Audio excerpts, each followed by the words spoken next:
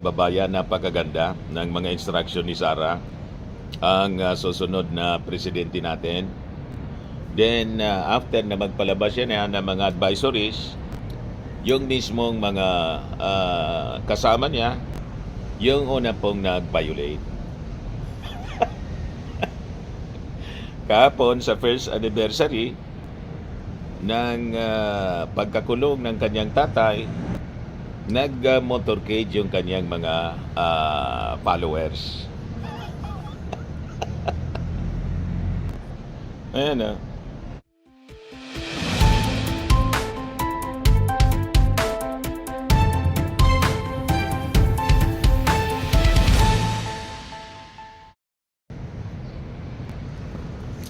Hello po mga kababayan, kumusta po kayo? Ako po si Dante Maravillas, kapi-kapi muna uli.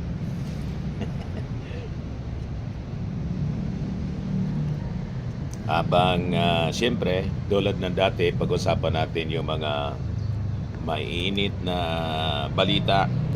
Saka siyempre, ano na naman yan, Mr. Maravillas? Siupaw. Di ba? Kung hindi yung tinapay na may palamang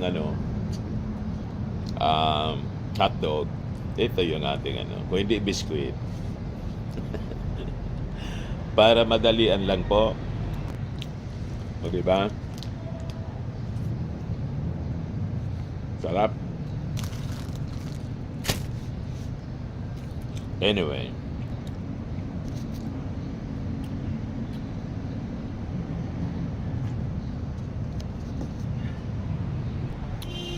pag-usapan natin mga kababayan, yung sabi ni Sara several days ago, nag-advisory siya. Kailan ito, noong March 7, yung advisory ni Sara, mga kababayan, ito. Dali lang. Ito. Magandang araw sa inyo lahat. Marami sa atin ang nag-aalala. Patuloy ang pagtaas ng presyo ng mga pangunahing bilihin at kasabay ng pagtaas ng presyo ng langis, mas matindi ang magiging hirap. Galing. Binibilang ng mga magulang ang bawat piso at marami sa atin ang nag-aalala sa susunod na mangyayari. Nais kong ipaalam sa inyo, hindi kayo nag-iisa. Tayong lahat ay dadaan sa paghihirap na ito. Mararamdaman natin lahat ang bigat ng pagtaas ng presyo, lalo na ng pagkain. Ngunit meron pa tayong magagawa bilang mamamayan at isang komunidad. At lalong merong kailangan gawin ang pamahalaan. Para sa ating mga lokal na pamahalaan, marami sa mga non-essential na mga aktibidad na gumagamit ng langis ang pwedeng ipagbawal muna, tulad ng parada sa festival. Bumuo ng komite para bantayan ang presyo ng bigas, mantika, pamasahe at iba pang pangunahing bilihin na apektado ng langis at bigyan ng maagang abiso ang mga mamimili at negosyante sa pagtaas ng presyo. Magbahagi ng impormasyon sa pagbabago ng presyo at turuan ng pamilya ng praktikal na hakbang sa pagtitipid, tulad ng pagbawas ng paggamit ng sasakyan at kuryente. Palakasin ang suporta sa lokal na magsasaka at maliliit na supplier upang mabawasan umasa sa imported na produkto para makapagbigay ito ng buffer sa biglaang pagtaas ng presyo. Magpalabas ng mga orders sa pagtitipid sa LGU na susundin ng lahat ng opisina kasama na ng barangay. Bilang individual na mamamayan, ang mga sumusunod ay iilan lamang sa mga pwedeng gawin na makakatulong sa ating pamilya. Bigyang prioridad ang pangunahing bilihin at planuhin ang budget ng pamilya. Very good. Bumili muna sa lokal na produkto upang palakasin ang lokal na ekonomiya at mabawasan ang epekto ng pagtaas ng langis. Very good. Bawasan ang hindi kailangang paggamit ng enerhiya, mag-carpooling, bisikleta, at pwedeng ayusin ang schedule ng lakad upang mabawasan ang madalas na pagbiyahe. Very good. Ngunit, aming responsibilidad na protektahan ang mga mamimili ay higit pa sa ating mga tao o komunidad. Sa mga ahensya ng gobyerno na may tungkulin dito, kumilos na kayo. Kailangan bantayan ang presyo ng langis at epekto nito sa pangunahing bilihin at transportasyon.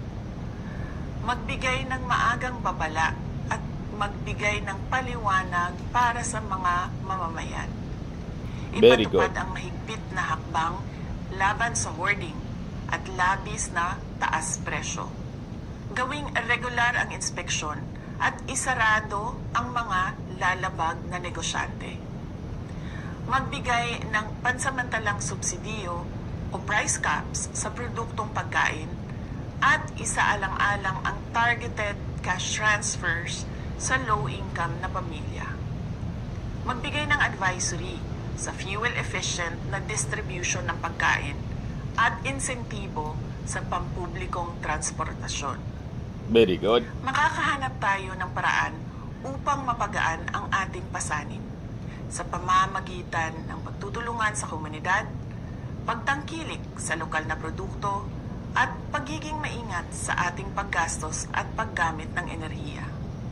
Kasabay nito, asahan natin ang aksyon ng gobyerno na protektahan ang bawat pamilyang Pilipino at tiyakin ang patas at matatag na pamilihan.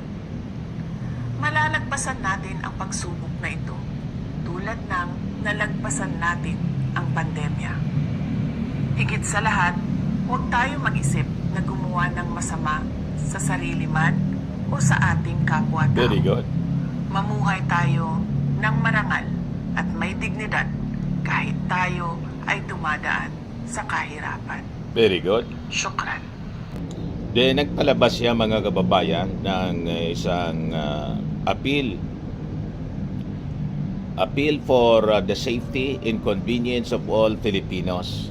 Yan, basahin ko na lang sa inyo. Sabi niya, due to the recent rise in fuel prices and the serious concerns about air and noise pollution, I am appealing to people to reconsider organizing motorcades and vehicle caravans parade as a form of protest.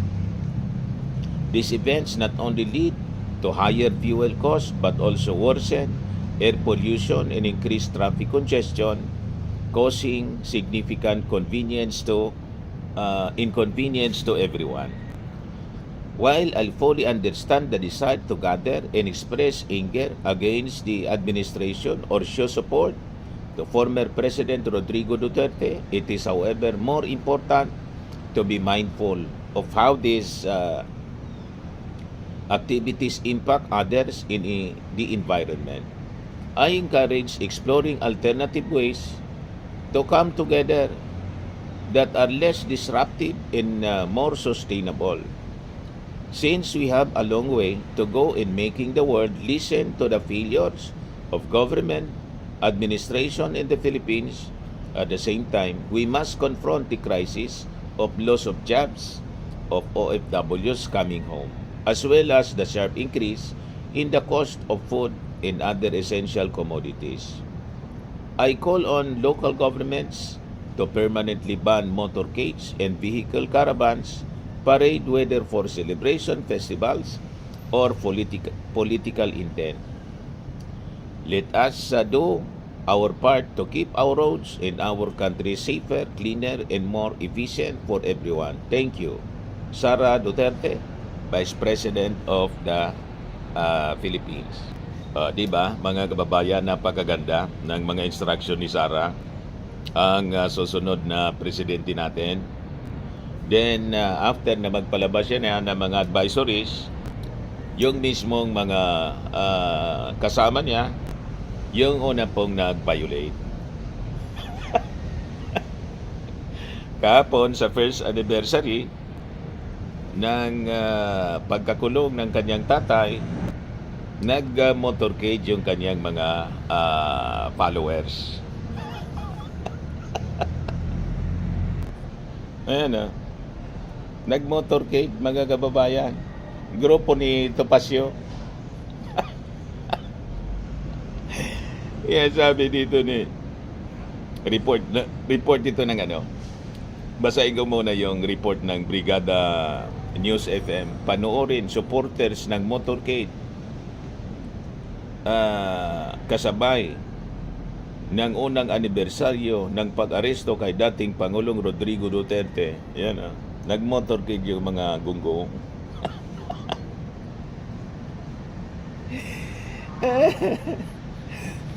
Lang yan talaga. Consistent sa pagiging inconsistent siya, no? Si Sara Duterte.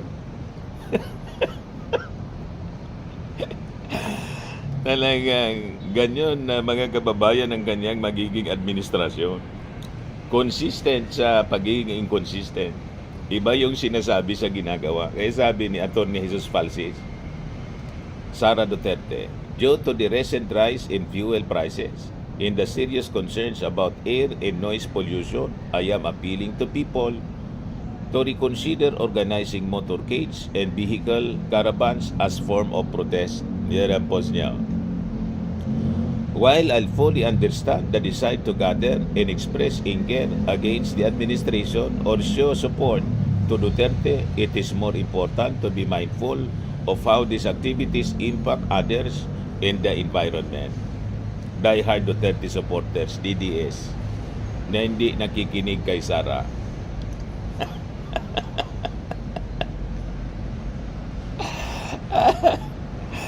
Nagmotorcade kahapon, ang iingay. Sabi ng mga netizen, sabi ni Noblesa, so baliwala sa kanila, yon payo ni Sara na sinusuportahan nila. Sabi ni Nestor Pardo, sabi ni Sara, iwasan ang mga rally at nagpapahalata na kulilat na sa tao ang mga Duterte. May milyon-milyon na trolls pero isang dosina pumunta sa rally. Ayan ginawang political campaign ni Topacio. Sige yung pangkamay. Yan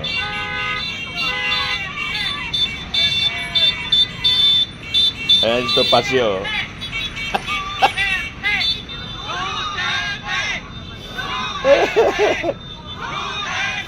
Kita ninyo?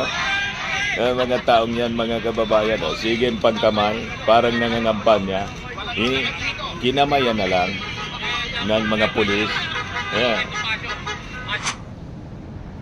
Iwasan daw ang protest at motorcade para iwas din sa sa inconvenience, sa traffic, pati makatulong sa environment, noise pollution. O tingnan ninyo yung ginagawa.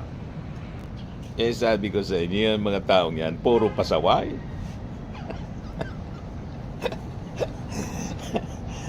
Puro budol, mga kababayan. Tulad ng leader nila. Puro budol. Ayan man lang po ang ating short video. Ako po si Dante Maravillas. Bye-bye. God bless.